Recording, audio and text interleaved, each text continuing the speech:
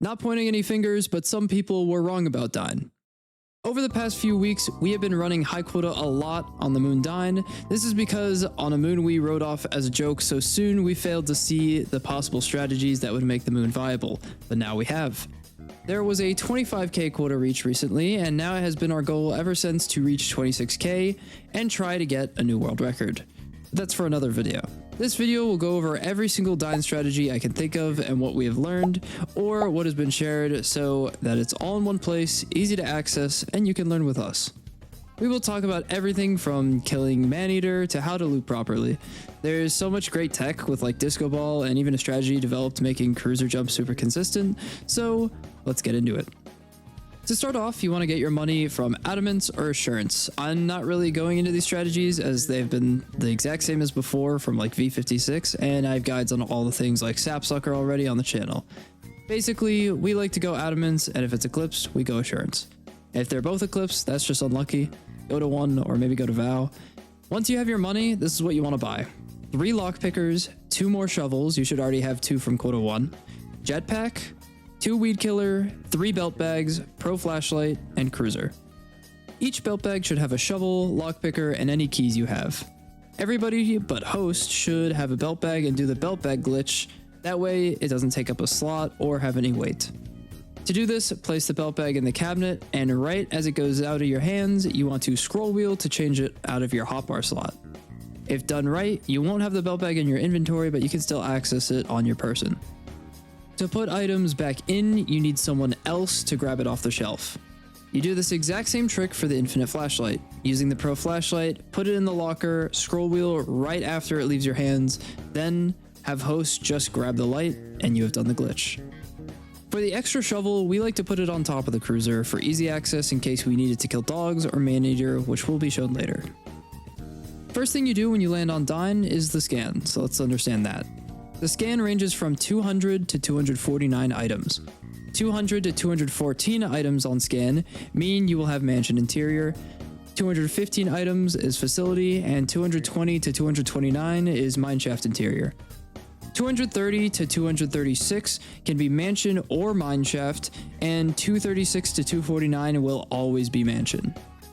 A little bonus on 249 items is there is a much higher chance for meteor shower.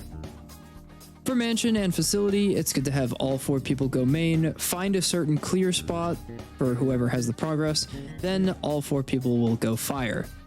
For mineshaft, you will split 2 and 2. Main people will loot the tiles close to the elevator because going too deep means they won't find any more loot in the factory. After getting majority of the close loot, the 2 people at main will put all on cruiser and then move the cruiser to fire.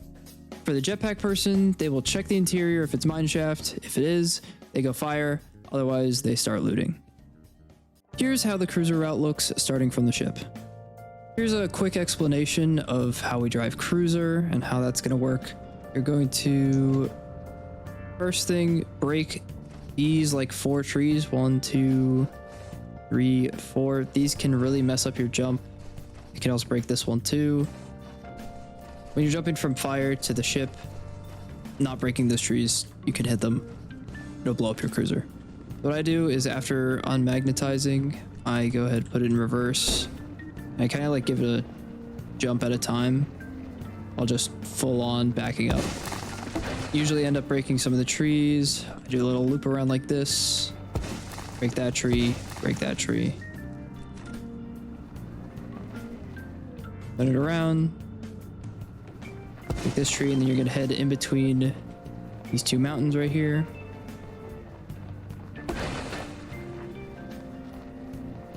Around. Then when you're parking here at main, you're going to align your windshield wiper with this pole on the fence, just like that. You can see how the raised part in the middle of the windshield wiper is perfectly in line with the fence. Change it to park, turn off cruiser. That is the perfect parking spot. It's going to be covering a node that giants usually like to path, so it makes it harder for them to path, hit cruiser, spawn you, all that fun stuff. Then when you're ready to go fire, turn it on. Go ahead and back up. You're gonna go in between this little spot right here. whip the cruiser around. That was pretty clean, but if you get stuck, you can give it a few hops. And then you're going to go to this second little like dot on the wall. And I like to align it right in the middle of the door. So just like that, right about there. Change to park, turn off cruiser. Go ahead and fill the cruiser with your weed killer. You want to have this prepared for the jump. And then you're going to want to push the back of the cruiser until it's perfectly flush against the wall. Now you can do this in two ways. I like to just push it like this at the back. Let's flush. Just like that. Boom. That's pretty good. You can even get it better. Like 1 or 2 more pushes might do it. Yeah. See, that's even better. And then it's ready to jump. The other way to do it if it's not aligned is you can push and walk into it. And then when the cruiser kind of moves itself like that, it'll line it up for itself. I just realized one thing I forgot to mention. Make sure you, of course, turn the magnet on. Like after you reverse cruiser and hit like the 2 trees, hit your trees, get out, turn the magnet on. That way it's ready for your jump. As for the cruiser jump itself, once it's already all aligned, you're all good, your back looks nice, it's filled, you're gonna go ahead, turn the cruiser on. We like to turn cruiser on around 10 o'clock just so it's ready, prepped. And this is the most important part, all right? This is what helped us align the cruiser perfectly so that our jumps were more consistent. You're gonna turn it to drive and only hold D. You're gonna turn right into the wall. You'll see the cruiser shift a little like that. Now you're perfectly lined up. Once you're like this, I just like to hold S, and then you do your Dine jump. All right, so as for the inputs of the Dine jump, I kind of went over it briefly in the Dine update video, but now that we have it more consistent, this is what we do. We do AA, WA, WA, S. In that order, and you'll be able to see it on screen. I'm holding S so I don't move. Make sure I'm turned all the way to the right in the wall. I'm gonna go AA, WA, WA, S. Boom, and you connect a magnet. Now, I 100% recommend practicing this jump. It will take several attempts till you get it down. Even when you hit it 60 times in a row, you'll still miss it in the game. It's happened to us, and it's gonna suck, but it takes some practice to get down. But eventually, you will get it consistent. You'll be able to do it every single time in a run, and you'll have this jump mastered. When putting loot onto the cruiser, you're going to jump in, drop it right here, but make sure that if you get any whoopee cushions to put them on the shelf, not in the pile because of dogs.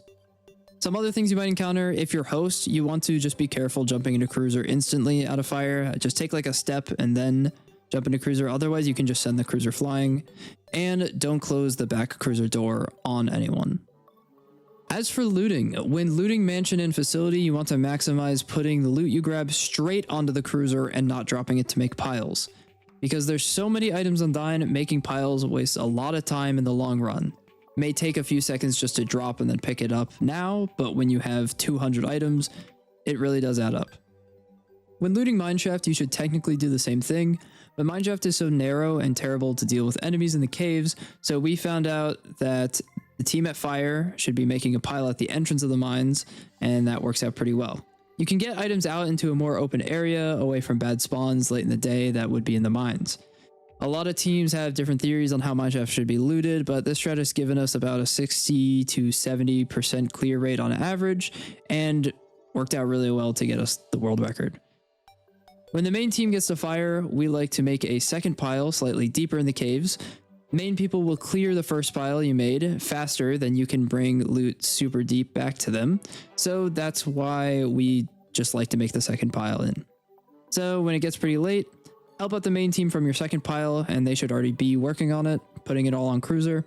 And if done right, you should be able to get everything on around 10 p.m. Then you can kill butlers and leave. When looting mansion, we split up all players, one bottom right, one bottom left, one top right, and one top left. Whoever finds the spot to stop at communicates it with the rest of the team, and you should leave main roughly around 2 p.m. unless you have a lot of loot to move, and then sometimes it's 3 or 4 p.m. Staying too late at main risks a bad dog or giant spawn next to the main door and can just overall ruin the day and how much you would have gotten. Now we'll be moving on to just general killing of enemies and good strategies and tips.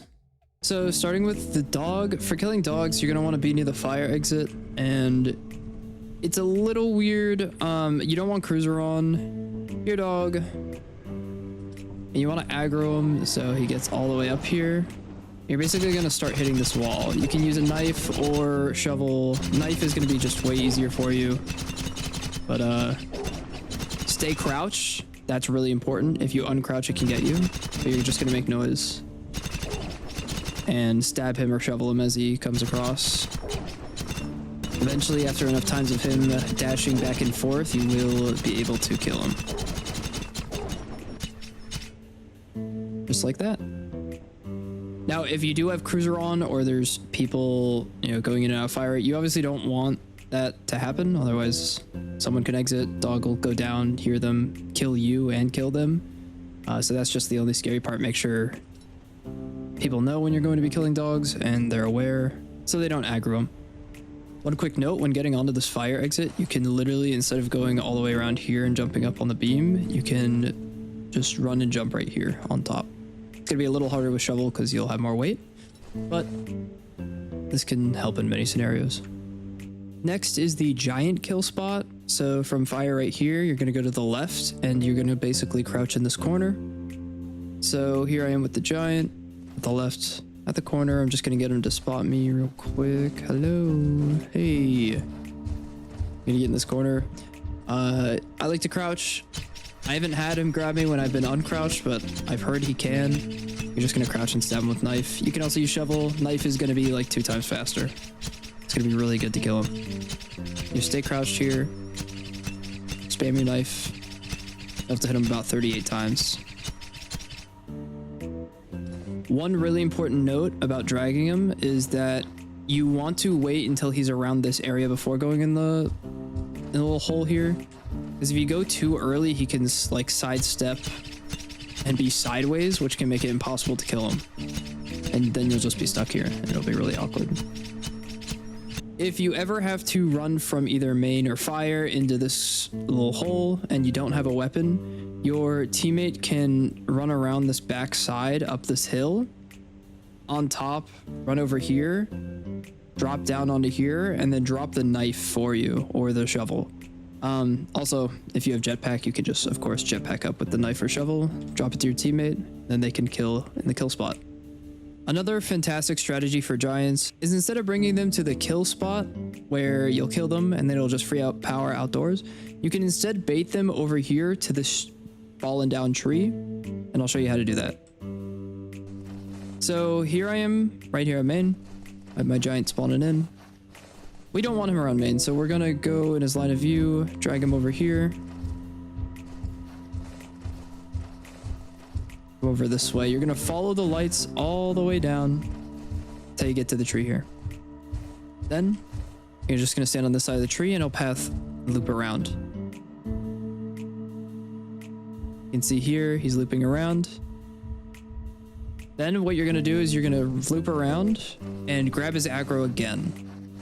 You can see that paranoia effect. That means I have his aggro again. I'm dragging him all the way around. And now I'm just free to go wherever I want. Doing this to the giant will just keep him in this area and away from you at main and fire for so long. It's extremely helpful. You can see now that I'm at fire, the giant's just over here, and he'll just be pathing back and forth for a long time. There are ways to trap Jester in the mineshaft and the mansion tiles. For both methods, the person that is trapping needs to be the last person in the facility, or at least the last person on the ground, because Jester needs to be targeting this person when they do the trap.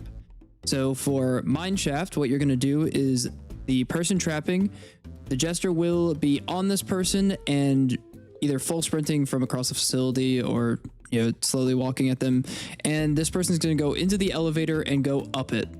Once they're at the top, they are going to send the elevator back down. The Jester will then path into the elevator because that's where they last saw the player, and then call the elevator back up, and leave the facility. If done right, Jester should just be trapped in main. For Mansion, again, make sure everybody's off the ground or just have everyone stand outside while you trap, because it's basically a solo trap. Yes, you can do this in solo. You're going to, after Jester has popped, go from this part of the wall to this other part of the wall, and you're just going to walk against the wall. So Jester should be on you, then you're going to go against the wall. You can't be standing against the wall because he won't target you. You need to be slightly off the wall. When Jester starts targeting you, go against the wall and then walk across. If done right, Jester should just stand AFK at the wall like this and he will be trapped. As for Maneater, killing Maneater is fairly simple. You can have knife or shovel. I'm just going to get a shovel here. At main, there's two spots, two ways you can do it. You can jump and drop the Maneater right in this corner to the left of main. He'll just be stuck in the wall. Then you're just going to wait for him to turn. Once he turns into his adult form, you can just walk up to the wall and hit him. If he's not right up against the wall, you can walk up against it and then he'll dash, but make sure you're not right up against the wall when he does dash, like back up right as he lunges at you, because he can still kill you through the wall if you're hugging it. The other way to do it is by just having him cry. I just like to shake him in the wall, and you're just gonna look at the wall. It's really important that in all of these methods with Maneater, no one from your team is close to you outside. If they are, Maneater will become unstuck and will just get out and kill you. But here he's like in the wall, so I'm gonna stand up against the wall. He'll dash, and now I can hit him. So that's a quick example of that. Boom. Okay, as for the fire exit kill, it's not too bad. I like to have the shovel one slot away from where I'm carrying Maneater. You're going to exit with Maneater. You're going to drop him, hit him with the shovel, jump up here onto the fire exit. You can be crouched or standing up for Maneater. It's not too bad, but when he walks away, you stand back up and bring it back over. I know that happened a little fast. Basically, you're going to get him to dash and then drop it down on fire. If you're standing or crouched, he can't hit you. When he starts walking away, jump back up on this beam. He'll re-aggro. When he dashes, drop back down. If you're too slow, he'll kill you, but you should be fast enough. Just drop down, hit him. There is a way to kill Maneater indoors pretty easily. You have these tables, any table with a chair like this next to it. You can just place the Maneater on the table, hit him, he'll lock onto the table, and you'll just be able to kill the Maneater. There is a pretty easy trick for killing any active Maneater using the double doors in garden. When the Maneater is dashing, not just wandering around, it can't open these doors. So he'll dash. I'll just hit him. I'll dash again. Back up, make sure you don't get eaten through the door, and you can easily hit him. Now I'm going to be moving on to just general advice and tips. Just a bunch of random stuff. You don't want to kill butlers early. You don't really want to kill butlers until 10 p.m. because butler bees don't take up power. So killing them just makes everything harder. You'll have bees going around and you didn't do anything with the power. So leave them at main when you go to fire. And then at the end of the day, they'll most likely find you. Kill them at fire. As for Barber, Barber is scary. You want to get him behind a door, of course. Anytime he spawns, you want to put him behind like a dead-end door, somewhere you don't have to go. He should stay there for most of the day. But make sure not to get too close anytime he's behind a door or next to a wall, because as you can see when I walk up, he can just snip me through the wall. He can snip you through the wall, he can even snip you through the door. Just don't get too close to him. He'll be fine. Anytime you see Disco Ball in the shop, you want to oversell for it because it's extremely helpful for the Dine strats. It gets rid of dogs pretty much every day, except for like special occasions. But it's not only good for the music, you can take it, bring it to this right side of the ship, right around there above the suits. Then you're going to do this jump from the railing to here, hugging the ship, jump up once more, and try and grab through the ceiling the disco ball or through the wall here. So you just gotta kind of sift back and forth till you find it, spamming B. Once you've grabbed it, you're going to come over here to the ladder and you're going to drop it right down there. This way, any dogs that come close to the ship, they'll stay aggroed on the disco ball, and it will also alert other dogs that are on the map and have them come here once one dog is alerted.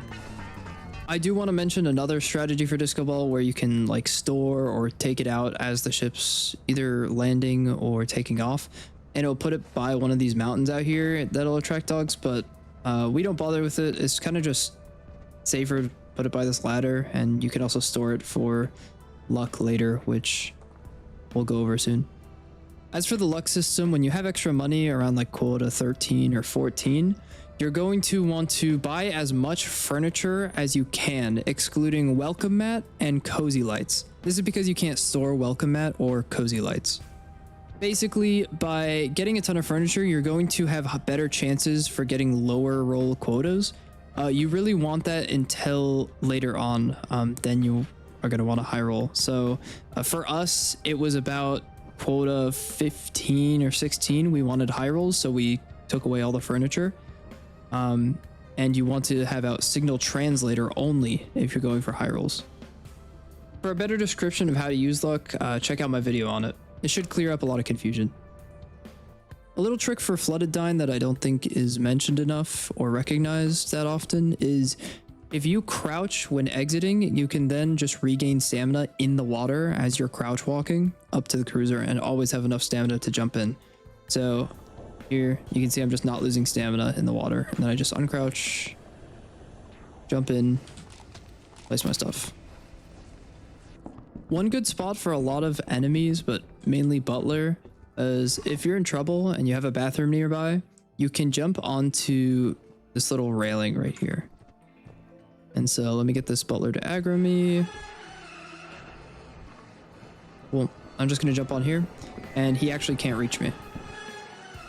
He will try to open this door, so you have to keep it closed, because if he does open this door, he'll be able to stab you just so. So you can wait for somebody to come and help you with him, or just kill him at this cheese spot. For Ghost Girl, if you have a bedroom nearby, you can go down into the bedroom and go on here. If you stay crouched and moving diagonal on this little window frame here, you can just survive Ghost Girl. I kind of want to quickly mention how insane stuns are for just coils, giants, barbers. Mainly for coils, if you have a lot of money later on, you buy a bunch of stuns. Anytime you have a coil, put it behind a door, stun it, and then I'm just going to close it in the room. And that gets coils off of you so you can loot for a long time, So they'll get unstunned. Then while trying to open the door, they'll deactivate, giving you even more time, then they have to find you. As for the barber, when you stun him, you can just run right through him. So if you're in a dead end or something, you can grab a stun out of your belt bag, stun him, run through him. You can also use it to help you trap barber behind doors. There's like so much to cover on Dine, so if I forgot anything, I apologize, and I'll try to update the pinned comment with extra information of anything that's helpful that I might have missed.